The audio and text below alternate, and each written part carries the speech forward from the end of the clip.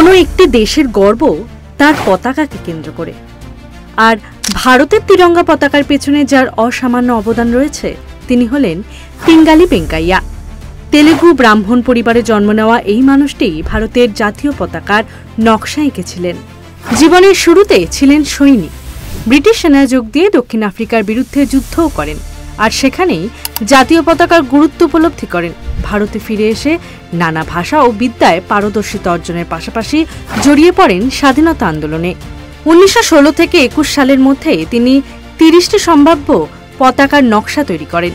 তার একটি নকশায় 1921 সালে বিজয়ওয়াড়ার কংগ্রেস অধিবেশনে ভারতীয় পতাকার প্রাথমিক রূপ হিসেবে অনুমোদন করেন গান্ধীজি।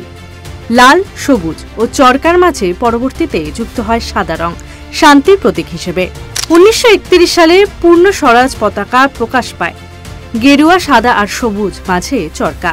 স্বাধীনতার পরে সেই পতাকাই রূপ নেয় জাতীয় পতাকায়, মাঝে আসে নীল বর্ণের অশোক চক্র।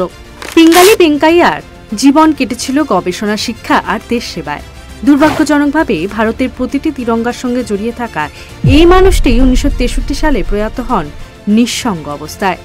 তার অবদানকে সম্মান জানিয়ে 2009 সালে তার নামে একটি ডাকটিকিট প্রকাশ করা হয়, আর 2015 সালে মোদী সরকার বিজয়ওয়াড়ার অল ইন্ডিয়া রেডিও ভবনের নাম রাখেন তাঁরই নামে।